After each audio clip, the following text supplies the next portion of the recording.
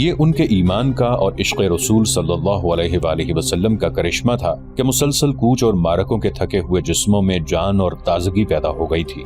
یہ مبالغہ نہیں کہ وہ روحانی قوت سے لڑ رہے تھے۔ خالد رضی اللہ عنہ اس کوشش میں تھے کہ رومیوں کو گھیرے میں لے لیں، لیکن رومی زندگی اور موت کا معرکہ لڑ رہے تھے۔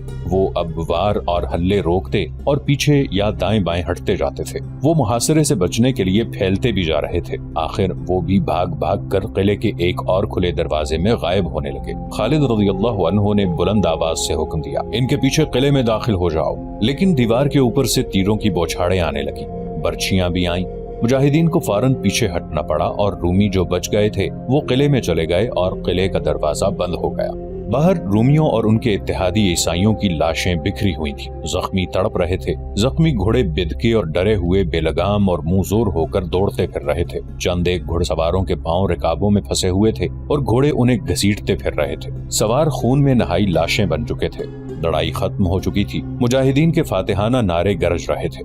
فتح ابھی مکمل نہیں ہوئی تھی۔ دشمن کا نقصان تو بہت ہوا تھا، لیکن وہ قلعہ بند ہو گیا تھا۔ فتح مکمل کرنے کے لیے قلعہ سر کرنا ضروری تھا۔ خالد رضی اللہ عنہ نے اپنے زخمیوں کو اٹھانے کا حکم دیا اور قاصد سے کہا کہ تمام سالاروں کو بلا لائے۔ خالد رضی اللہ عنہ نے ایک سوار کو دیکھا جو ان کی طرف آ رہا تھا۔ وہ دوسروں سے کچھ الگ تھلگ لگتا تھا، ایک اس لیے کہ اس کا قد لمبا تھا اور جسم دبلا پتلا تھا۔ عرب ایسے دبلے پتلے نہیں ہوتے تھے۔ یہ سوار کچھ آگے کو جھکا ہوا بھی تھا۔ اس کی داڑھی گھنی نہیں تھی اور لمبی بھی نہیں تھی۔ اس داڑھی کو اس شخص نے مصنوعی طریقے سے کالا کر رکھا تھا۔ وہ اس لیے بھی الگ تھلگ تھا کہ خالد رضی اللہ عنہ نے اسے لڑتے دیکھا تھا اور اس کا انداز کچھ مختلف سا تھا۔ سب کی توجہ اس شخص کی طرف اس وجہ سے بھی ہوئی تھی کہ اس کے ہاتھ میں پیلے رنگ کا پرچم تھا۔ یہ وہ پرچم تھا جو خیبر کی لڑائی میں رسول اکرم صلی اللہ علیہ وآلہ وسلم نے اپنے ساتھ رکھا تھا۔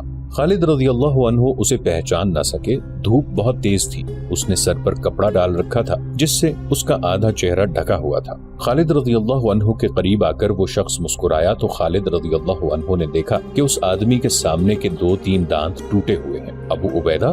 خالد رضی اللہ عنہ نے مسرت سے کہا اور اس کی طرف دوڑے۔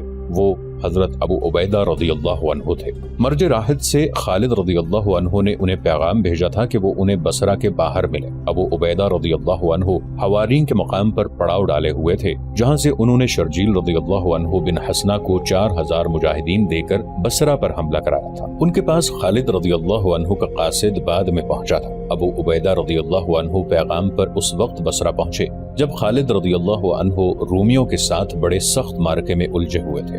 انہوں نے تلوار نکالی اور معرکے میں شامل ہو گئے۔ ابو عبیدہ رضی اللہ عنہ کی اس وقت عمر 55 سال کے لگ بھگ تھی۔ وہ رسول کریم صلی اللہ علیہ وآلہ وسلم کے خاص ساتھیوں میں سے تھے۔ ان کے دادا اپنے وقتوں کے مشہور جراح تھے، اسی نسبت سے انہوں نے اپنا نام ابو عبیدہ بن الجراح رکھ لیا تھا۔ ان کا نام عامر بن عبداللہ بن الجراح تھا، لیکن انہوں نے ابو عبیدہ کے نام سے شہرت حاصل کی۔ دبلا پتلا اور کچھ جھکا ہونے کے باوجود ان کے چہرے پر جلال جیسی رونق رہتی تھی۔ وہ دانش مند تھے۔ میدان جنگ میں بھی ان کی اپنی شان تھی اور ذہانت اور عقل مندی میں بھی ان کا مقام اونچا تھا۔ ابو عبیدہ رضی اللہ عنہ کے سامنے کے دانت جنگ احد میں ٹوٹے تھے۔ اس معرکے میں رسول اکرم صلی اللہ علیہ وآلہ وسلم زخمی ہو گئے تھے۔ آپ صلی اللہ علیہ وآلہ وسلم کے خود کی زنجیروں کی 2 کڑیاں آپ صلی اللہ علیہ وآلہ وسلم کے رخسار مبارک میں ایسی گہری اتری تھیں کہ ہاتھ سے نکلتی نہیں تھی۔ ابو عبیدہ رضی اللہ عنہ نے یہ دونوں اپنے دانتوں سے نکالی تھیں اور اس کامیاب کوشش میں ان کے سامنے کے 2 یا 3 دانت ٹوٹ گئے تھے۔ ابن قتیبہ نے لکھا ہے کہ رسول اللہ صلی اللہ علیہ وآلہ وسلم ابو عبیدہ رضی اللہ عنہ سے بہت محبت کرتے تھے، اور حضور صلی اللہ علیہ وآلہ وسلم نے ایک بار فرمایا تھا کہ ابو عبیدہ میری امت کا امین ہے۔ اس حوالے سے ابو عبیدہ رضی اللہ عنہ کو لوگ امین الامت کہنے لگے۔ اس دور کی تحریروں سے پتہ چلتا ہے کہ خالد رضی اللہ عنہ نے جب ابو عبیدہ رضی اللہ عنہ کو بصرہ کے میدان میں دیکھا تو انہیں خدشہ محسوس ہوا کہ ابو عبیدہ رضی اللہ عنہ ان کی سپہ سالاری کو قبول نہیں کریں گے۔ وہ خلیفۃ المسلمین رضی اللہ عنہ نے ابو عبیدہ رضی اللہ عنہ کو تحریری حکم بھیجا تھا کہ جب خالد رضی اللہ عنہ شام کے محاذ پر پہنچ جائیں تو تمام لشکر کے سالار اعلیٰ خالد رضی اللہ عنہ ہوں گے۔ لیکن خالد رضی اللہ عنہ کو احساس تھا کہ معاشرے میں جو مقام اور رتبہ ابو عبیدہ رضی اللہ عنہ کو حاصل تھا وہ انہیں حاصل نہیں تھا۔ خالد رضی اللہ عنہ خود بھی ابو عبیدہ رضی اللہ عنہ کا بہت احترام کرتے تھے۔ یہ احترام ہی تھا کہ بصرہ کے میدان جنگ میں خالد رضی اللہ عنہ نے انہیں اپنی طرف آتے دیکھا تو خالد رضی اللہ عنہ دوڑ کر ان تک پہنچے۔ ابو عبیدہ رضی اللہ عنہ گھوڑے سے اترنے لگے۔ نہیں ابن عبداللہ، خالد رضی اللہ عنہ نے ابو عبیدہ رضی اللہ عنہ سے کہا، گھوڑے سے مت اتر، میں اس قابل نہیں ہوں کہ امین الامت میرے لیے گھوڑے سے اترے۔ ابو عبیدہ رضی اللہ عنہ گھوڑے پر سوار رہے اور جھک کر دونوں ہاتھ خالد رضی اللہ عنہ کی طرف بڑھائے۔ خالد رضی اللہ عنہ نے احترام سے مصافحہ کیا۔ ابو سلیمان، ابو عبیدہ رضی اللہ عنہ نے خالد رضی اللہ عنہ سے کہا، امیر المؤمنین کا پیغام مجھے مل گیا تھا جس میں انہوں نے تمہیں ہم سب کا سالار اعلیٰ مقرر کیا ہے۔ میں اس پر بہت خوش ہوں۔ کوئی شک نہیں کہ جنگ کے معاملات میں جتنی عقل تجھ میں ہے وہ مجھ میں نہیں۔ خدا کی قسم ابن عبداللہ، خالد رضی اللہ عنہ نے کہا، امیر المؤمنین کے حکم کی تعمیل مجھ پر فرض ہے، ورنہ میں تم پر سپہ سالار کبھی نہ بنتا۔ رتبہ جو تمہیں حاصل ہے وہ مجھے نہیں۔ ایسی بات نہ کر ابو سلیمان، ابو عبیدہ رضی اللہ عنہ نے کہا، ابو بکر نے بالکل صحیح فیصلہ کیا ہے۔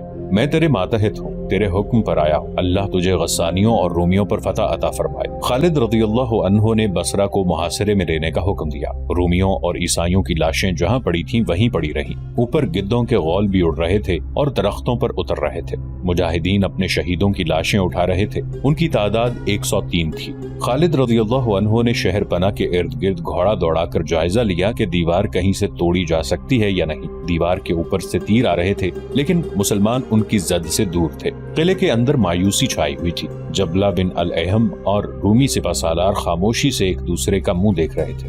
کیا تم بالکل ہمت ہار بیٹھے ہو؟ جبلہ بن احم نے رومی سالار سے پوچھا۔ تم نے کہاں کہاں ہمت نہیں ہاری؟ رومی سالار نے شکست کا غصہ جبلہ پر نکالا اور کہا، مسلمانوں کے راستے میں سب سے پہلے تم اور عیسائی آئے تھے اور مسلمانوں کا نہ روک سکے۔ مرج راحت میں بھی تمہاری فوج ناکام رہی۔ کیا تو مجھے اور میری فوج کو مروانا چاہتا ہے؟ باہر نکل کے دیکھ، فوج کی نفری کتنی رہ گئی ہے ہمارے ساتھ۔ کچھ نفری میدان جنگ میں ماری گئی ہے اور مجھے بتایا گیا ہے کہ ہمارے بہت سے سپاہی اور کماندار اجنادین کی طرف بھاگ گئے ہیں۔ قلعے میں تھوڑی سی نفری آئی ہے۔ دیوار پر جا کر باہر دیکھ اور لاشوں سے حساب کر کے ہمارے پاس کیا رہ گیا ہے۔ باہر سے مسلمانوں کی للکار سنائی دے رہی تھی، رومی سالار باہر آ کر صلح کی بات کرے۔ رومیوں، قلعہ ہمارے حوالے کر دو، ہم نے خود قلعہ سر کیا تو ہم سے رحم کی امید نہ رکھنا۔ اس کے ساتھ ہی خالد رضی اللہ عنہ کے حکم سے مجاہدین دروازے توڑنے کے لیے آگے جاتے رہے، مگر اوپر کے تیروں نے انہیں کامیاب نہ ہونے دیا۔ انہوں نے ایک جگہ سے دیوار توڑنے کی کوشش بھی کی لیکن کامیابی نہ ہوئی۔ شہر کے لوگوں پر خوف طاری تھا، وہ مسلمانوں کی للکار سن رہے تھے۔ وہ جانتے تھے کہ فاتح فوجیں شہر کے لوگوں کو کس طرح تباہ کیا کرتی ہیں۔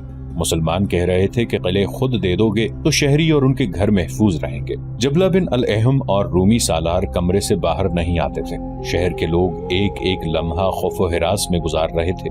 وہ تنگ آ کر جبلہ کے محل کے سامنے اکٹھے ہو گئے۔ مسلمانوں سے صلح کر لو، وہ کہہ رہے تھے، ہمیں بچاؤ، قلعہ انہیں دے دو، ہمارا قتل عام نہ کراؤ۔ جبلہ اور رومی سالار نے 3-4 دنوں تک کوئی فیصلہ نہ کیا۔ خالد رضی اللہ عنہ نے محاصرے کے بہانے اپنے لشکر کو آرام کی مہلت دے دی۔ انہوں نے شہیدوں کا جنازہ پڑھ کر اسے دفن کر دیا۔ آخر ایک روز قلعے پر سفید جھنڈا نظر آیا۔ قلعے کا دروازہ کھلا اور رومی سالار باہر آیا۔ اس نے صلح کی بھیک مانگی۔ خالد رضی اللہ عنہ نے ان پر یہ شرط عائد کی کہ وہ جزیہ ادا کریں۔ رومی سالار نے قلعہ خالد رضی اللہ عنہ کے حوالے کر دیا۔ یہ جولائی 634 عیسوی جمادی الاول کا وسط تھا۔ رومی اور غسانی قلعے سے نکلنے لگے۔ شرجیل رضی اللہ عنہ بن حسنہ نے دیکھا کہ رومی سپاہی اجنادین کی طرف بھاگ رہے تھے۔ شرجیل رضی اللہ عنہ نے اپنا ایک جاسوس اجنادین بھیج دیا۔ اس جاسوس نے آ کر اطلاع دی کہ رومی فوج اجنادین میں جمع ہو رہی ہے اور توقع ہے کہ وہاں 90,000 فوج تیار ہو جائے گی۔ ہماری اگلی منزل اجنادین ہوگی۔ خالد رضی اللہ عنہ نے کہا، نیپولین ان جرنیلوں میں سے تھا جنہوں نے اپنے اپنے دور میں تاریخ کا پانسا پلٹا اور کرۂ ارض کو ہلا دیا تھا۔ فرانس کے تاریخ ساز جرنیل نیپولین نے خالد رضی اللہ عنہ بن ولید کے متعلق کہا تھا کہ اگر مسلمانوں کی فوج کا سپہ سالار کوئی اور ہوتا تو یہ فوج اجنادین کی طرف پیش قدمی ہی نہ کرتی۔ نیپولین کا دور خالد رضی اللہ عنہ کے دور کے تقریباً 1200 سال بعد کا تھا۔ تاریخ کے اس نامور جرنیل نے ان کی کامیابیوں اور ناکامیوں کا اور ان کی فوجوں کی کیفیت کا اور کارکردگی کا گہرا مطالعہ کیا تھا۔ जुलाई 634 ईस्वी में बसरा की फतह के बाद खालिद रज़ी अल्लाह अन्हु ने अपनी फौज को अजनादीन की तरफ पेशकदमी का जो हुक्म दिया था वो मुसलमानों की फौज की जिस्मानी कैफियत और तादाद के बिल्कुल खिलाफ था। उन्हें जासूस ने सही रिपोर्ट दी थी कि अजनादीन में रूमियों ने जो फौज मुसलमानों को कुचलने के लिए इकट्ठी कर रखी है उसकी तादाद 90,000 से ज्यादा हो सकती है, कम नहीं। ये फौज ताजा दम थी। इसके मुकाबले में मुसलमानों की तादाद 30,000 के लगभग थी और ये फौज मुसलसल लड़ती चली जाती थी। सिर्फ बसरा की लड़ाई में 130 मुजाहिदीन शहीद और बहुत से जख्मी हुए थे। यहाँ मौजू मालूम होता है कि उस दौर की इस्लामी फौज के मुताल्लिक कुछ तफसील पेश की जाए। इस्लामी फौज की कोई वर्दी नहीं थी, जिस किसी को जैसे कपड़े मयस्सर आते थे वो पहन लेता था। ऐसा तो अक्सर देखने में आता था कि कई सिपाहियों ने बड़े कीमती कपड़े पहन रखे हैं और सालार, नायब सालार वगैरह बिल्कुल मामूली लिबास में है। वजह ये थी कि सिपाही माले गनीमत में मिले हुए कपड़े पहन लेते थे। इस्लामी फौज की एक खूबी ये थी कि सालारों, कमांडारों यानी अफसरों का कोई इम्तियाजी निशान न था। अफसरी का ये तस्वुर था ही नहीं जो आजकल है। बाज कबीलों के सरदार सिपाही थे और उन्हीं कबीलों के बाज अदना से आदमी कमांडार थे। ओहदे और तरक्कियां नहीं थी। आज एक आदमी जज्बे के तहत फौज में सिपाही की हैसियत से शामिल हुआ है तो 1-2 रोज बाद वो एक दस्ते का कमांडार बन गया है। जज्बा और जंगी अहलियत देखी जाती थी। ऐसे भी होता था कि एक मारके का अफसर अगले मारके में सिपाही हो। इस्लाम की तालीमात के मुताबिक अफसरी और मातहती का तस्वुर कुछ और था। जिस किसी को अफसर बनाया जाता था वो फराइज की हद तक अफसर होता था। उसका कोई हुक्म जाती नौइयत का नहीं होता था। चूंकि अफसर के इंतखाब का मयार कुछ और था, इसलिए उस वक्त का मुआशरा खुशामद और सिफारिश से आशना ही नहीं हुआ था। इतनी वसी इस्लामी सल्तनत का जवाल उस वक्त शुरू हुआ था जब मुसलमान अफसर और मातहत में तकसीम हो गए और हाकिमों ने मातहतों को महकूम समझना शुरू कर दिया और वो खुशामद पसंद हो गए थे। हथियारों का भी कोई मयार न था।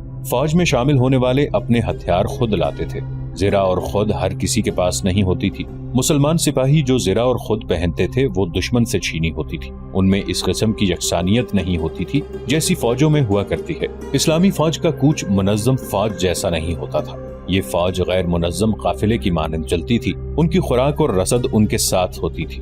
बैल, गायें, दुम्बे और भेड़ बकरियां जो फौज की खुराक बनती थीं, फौज के साथ हुआ करती थी। रसद का बाकायदा इंतजाम बहुत बाद में किया गया था। घुड़सवार कूच के वक्त पैदल चला करते थे ताकि घोड़े सवारों के वजन से थक न जाएं। सामान ऊंटों पर लदा होता था। औरतें और बच्चे साथ होते थे। उन्हीं ऊंटों पर सवार कराया जाता था। उस वक्त की इस्लामी फौज को देखकर कोई कह नहीं सकता था कि ये फौज है। इसको काफिला समझा जाता था, लेकिन इस फौज की एक तंजीम थी। आगे हरावल दस्ता होता था जिसे अपने फराइज और जिम्मेदारियों का पूरा एहसास होता था। इसके पीछे फौज का एक बड़ा हिस्सा, उसके पीछे औरतें और बच्चे और उसके पीछे अक़ब की हिफाजत के लिए एक दस्ता होता था। इसी तरह पहलुओं की हिफाजत का भी इंतजाम होता था। ये फौज उमूमन दुश्वार रास्ता इख्तियार किया करती थी। इससे एक फायदा ये होता था कि मंजिल तक का रास्ता छोटा हो जाता था। दूसरा फायदा ये कि रास्ते में दुश्मन के हमले का खतरा नहीं रहता था। अगर दुश्मन हमला कर भी देता तो इस्लामी फौज फौरन इलाके की दुश्वारियों यानी नशेबो फराज वगैरह में रूपोश हो जाती थी। दुश्मन ऐसे इलाके में लड़ने की जुर्रत नहीं करता था। जुलाई 634 ईस्वी के आखिरी हफ्ते में खालिद रज़ियल्लाहु अन्हु की फौज उसी तरह अजनादीन की तरफ पेशकदमी कर रही थी। पहले सुनाया जा चुका है कि मदीना की फौज के 4 हिस्से मुख्तलिफ मकामात पर थे। खालिद रज़ियल्लाहु अन्हु ने उनके सालारों को पैगाम दिए थे कि सब अजनादीन पहुंच जाएं। खालिद रज़ियल्लाहु अन्हु ने बसरा पर कब्जा कर लिया था। रूमियों और गस्सानियों के लिए ये चोट मामूली नहीं थी। बसरा शाम का बड़ा अहम शहर था। ये मुसलमानों का अड्डा बन गया था। सबसे बड़ा नुकसान रूमियों को ये हुआ था कि लोगों पर और उनकी फौज पर मुसलमानों की धाक बैठ गई थी। मुसलमानों ने बसरा तक शिकस्तें दी थी, कहीं भी शिकस्त नहीं खाई थी। कहीं एक सालार को पसपा होना पड़ा तो फौरन दूसरे सालार ने शिकस्त को फतह में बदल दिया। कैसरे रूम की तो नींदें हराम हो गई थी। खालिद रज़ियल्लाहु अन्हु ने जब बसरा को मुहासरे में ले रखा था और सूरत हाल बता रही थी कि बसरा रूमियों के हाथ से जा रहा है, तो शहनशाह हरकल रूमी ने हुमस के हाकिम विरदान को एक पैगाम भेजा था। क्या तुम शराब में डूब गए हो या तुम उन औरतों जैसी औरत बन गए हो जिनके साथ तुम्हारी रातें गुजरती हैं? हरकल ने लिखा था, और इसमें कोई शक नहीं कि तुम्हारा दिन ऊँघते गुजरता है। क्या है इन मुसलमानों के पास जो तुम्हारे पास नहीं? अगर मैं कहूँ कि कैसर रूम की जिल्लत के जिम्मेदार तुम जैसे हाकिम हैं तो क्या जवाब दोगे? तुम शायद ये भी नहीं सोच रहे कि मुसलमानों की इतनी तेज पेशकदमी और फतह पे फतह हासिल करते आने को किस तरह रोका जा सकता है। क्या तुम्हारी तलवारों को जंग ने खा लिया है? क्या तुम्हारे घोड़े मर गए हैं? لوگوں کو تم بتاتے کیوں نہیں کہ مسلمان تمہارے مال اور اموال لوٹ لیں گے، تمہاری بیٹیوں کو، تمہاری بیویوں اور تمہاری بہنوں کو اپنے قبضے میں لے لیں گے؟ مجھے بتایا گیا ہے کہ مسلمانوں کی تعداد 30,000 سے ذرا کم یا زیادہ ہے۔ تم زیادہ سے زیادہ فوج اکٹھی کرو اور اجنادین کے علاقے میں پہنچ جاؤ۔ محاذ کو اتنا پھیلا دو کہ مسلمان اس کے مطابق پھیلیں تو ان کی حالت کچے دھاگے کی سی ہو جائے۔ انہیں اپنی تعداد میں جذب کر لو، انہیں اپنی تعداد میں گم کر دو۔ رومیوں کی بادشاہی میں ہنگامہ برپا ہو گیا تھا۔ رومیوں اور عیسائیوں کی عبادت گاہوں میں پادریوں اور پروہتوں نے مسلمانوں کے خلاف اشتعال انگیز باز شروع کر دیے تھے۔ وہ کہتے تھے کہ اسلام ان کے مذہبوں کو ہمیشہ کے لیے ختم کر دے گا اور انہیں مجبوراً اسلام قبول کرنا پڑے گا، اور یہ ایسا گناہ ہوگا جس کی سزا بڑی بھیانک ہوگی۔ رومیوں کی فوج ایک منظم لشکر تھا۔ ان کے پاس گھوڑوں کی تعداد زیادہ تھی اور ان کے پاس گاڑیاں بھی تھیں جو گھوڑے اور بیل کھینچتے تھے۔ رسد کا انتظام بہت اچھا تھا۔ عبادت گاہوں میں لوگوں نے باز سنے تو وہ فوج میں شامل ہونے لگے۔ اس طرح ان کی فوج کی تعداد بڑھ گئی۔ حمص کا حاکم وردان جب فوج کے ساتھ اجنادین کو روانہ ہوا، اس وقت فوج کی تعداد 90,000 تھی۔ مسلمانوں کے جاسوسوں نے اس لشکر کو اجنادین کے علاقے میں خیمہ زن ہوتے دیکھا تھا۔ اتنے بڑے اور ایسے منظم لشکر کے مقابلے کے لیے جانا ہی بہت بڑی جرت تھی۔ مقابلہ تو بعد کا مسئلہ تھا۔ 24 جولائی 634 عیسوی کے روز خالد رضی اللہ عنہ اپنی فوج کے ساتھ اجنادین پہنچ گئے۔ وہ بیت المقدس کے جنوب میں پہاڑیوں میں سے گزرے تھے۔ ان پہاڑیوں کے ایک طرف میدان تھا۔ خالد رضی اللہ عنہ نے وہیں قیام فرمایا۔ تقریباً 1 میل دور رومی فوج خیمہ زن تھی۔ اس کا سالار اعلیٰ وردان اور سالار قبقلار تھا۔ رومی فوج تو جیسے انسانوں کا سمندر تھا۔ مسلمانوں کی فوج اس کے مقابلے میں چھوٹا سا دریا لگتی تھی۔ اسلامی فوج کے جو دستے دوسری جگہوں پر تھے وہ آ گئے اور مسلمانوں کی تعداد 32,000 ہو گئی۔ 1 میل کوئی زیادہ فاصلہ نہیں ہوتا۔ مسلمان اونچی جگہوں پر کھڑے ہو کر رومیوں کے خیمہ گاہ کی طرف دیکھتے تھے۔ انہیں حد نگاہ تک انسان اور گھوڑے نظر آتے تھے۔ 2-3 دنوں بعد خالد رضی اللہ عنہ کو بتایا گیا کہ فوج میں کچھ گھبراہٹ سی پائی جاتی ہے۔ مورخ لکھتے ہیں کہ ان 9,000 مجاہدین میں ذرا سی بھی گھبراہٹ نہیں تھی جو خالد رضی اللہ عنہ کے ساتھ تھے۔ وہ عیسائیوں، غسانیوں اور رومیوں کے خلاف لڑتے چلے آئے تھے۔ وہ رومیوں کی اتنی زیادہ فوج سے خوفزدہ نہیں تھے۔ دوسرے دستوں کا حوصلہ بڑھانے کے لیے خالد رضی اللہ عنہ خیمہ گاہ میں گھومنے پھرنے لگے۔ وہ جہاں رکتے ان کے ارد گرد مجاہدین کا مجمع لگ جاتا۔ خالد رضی اللہ عنہ نے سب سے ایک جیسے ہی الفاظ کہے، اسلام کے سپاہیوں، میں جانتا ہوں تم نے اتنی زیادہ رومی فوج پہلے کبھی نہیں دیکھی، لیکن تم اتنی بڑی فوج کو پہلے شکست دے چکے ہو۔ خدا کی قسم تم ڈر گئے تو ہار جاؤ گے، اور اگر تم نے اس لشکر پر فتح پالی تو رومی ہمیشہ کے لیے ختم ہو جائیں گے۔ اپنے اللہ کے نام پر لڑو، اسلام کے نام پر لڑو۔ اگر تم نے پسپائی اختیار کی تو دوزخ کی آگ میں جلو گے۔ جب لڑائی شروع ہو جائے تو اپنی صفوں میں بد نظمی پیدا نہ ہونے دینا، قدم جما کر رکھنا۔ جب تک میری طرف سے حکم نہ ملے پیچھے ہٹنا نہ حملہ کرنا، اللہ تمہارے ساتھ ہے۔ ادھر رومیوں کا سالار اعلیٰ وردان اپنے کمانداروں سے کہہ رہا تھا، اے رومیوں، قیصر روم کو شکست کی ذلت سے بچانا تمہارا فرض ہے۔ قیصر روم کو تم پر اعتماد ہے۔ اگر تم نے ان عربی مسلمانوں کو فیصلہ کن شکست نہ دی تو یہ تم پر ہمیشہ کی طرح غالب آ جائیں گے۔ یہ تمہاری بہنوں، بیٹیوں اور بیویوں کو بے آبرو کریں گے۔ اپنے آپ کو منتشر نہ ہونے دینا، صلیب کی مدد مانگو، فتح تمہاری ہے۔ مسلمانوں کی تعداد بہت تھوڑی ہے، 1 کے مقابلے میں تم 3 ہو۔ 2-3 دن مزید گزر گئے۔ خالد رضی اللہ عنہ دشمنوں کی صحیح تعداد اور کیفیت معلوم کرنا چاہتے تھے۔ وہ کسی بھی جاسوس کو بھیج سکتے تھے، لیکن انہیں جس قسم کی معلومات کی ضرورت تھی وہ کوئی ذہین اور دلیر آدمی حاصل کر سکتا تھا۔ انہوں نے اپنے سالاروں سے کہا کہ انہیں کوئی آدمی دیا جائے۔ ابن ولید سالار زرار بن الادور نے کہا، کیا میں یہ کام نہیں کر سکوں گا؟ خدا کی قسم مجھ سے بہتر یہ کام کوئی اور نہیں کر سکے گا۔ زرار وہ سالار تھے جنہوں نے بصرہ کے معرکے میں نہ صرف اپنی زرہ اتار پھینکی بلکہ قمیص بھی اتار کر کمر تک برہنہ ہو گئے اور ایسے جوش سے لڑے کہ سارے لشکر کے جوش و جذبے میں بے پناہ اضافہ ہو گیا تھا۔ ہاں ابن الازور، خالد رضی اللہ عنہ نے کہا، تمہارے سوا یہ کام اور کون کر سکتا ہے؟ تم ہی بہتر جانتے ہو کہ تمہیں وہاں کیا دیکھنا ہے۔ زرار رضی اللہ عنہ نے قمیض اتار پھینکی اور کمر تک برہنہ ہو گئے۔ وہ گھوڑے پر سوار ہوئے تو خالد رضی اللہ عنہ اور دوسرے سالاروں نے قہقہہ لگایا۔ خدا حافظ میرے رفیقو، زرار نے ہلکی سی ایڑ لگا کر کہا، اللہ تجھے سلامت رکھے ابن الازور۔ خالد رضی اللہ عنہ نے کہا، رومیوں کی خیمہ گاہ کے قریب ایک اونچی ٹیکری تھی۔ زرار رضی اللہ عنہ نے گھوڑا نیچے چھوڑا اور ٹیکری پر چڑھ گئے۔ مسلمانوں اور رومیوں کی خیمہ گاہ کے درمیان 1 میل کا علاقہ خالی تھا۔ دونوں فریقین کے گشتی سنتری اس علاقے میں گردش کرتے رہتے تھے۔ یہ گشتی سنتری گھڑ سوار ہوتے تھے۔ زرار کو رومیوں کے گشتی سوار نہیں دیکھ سکتے تھے۔ زرار ٹیکری پر چڑھے تو دوسری طرف رومیوں کے سنتری موجود تھے۔ انہوں نے زرار رضی اللہ عنہ کو دیکھ لیا۔ زرار تیزی سے نیچے اترے اور کود کر گھوڑے پر سوار ہوئے۔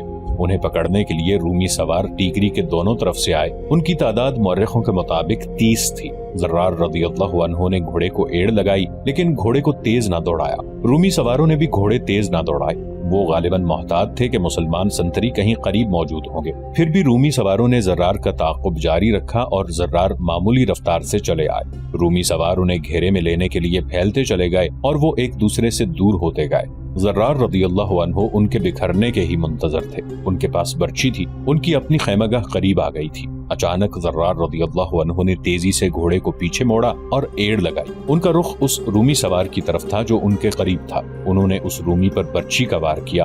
وار بڑا زوردار تھا۔ رومی سنبھل نہ سکا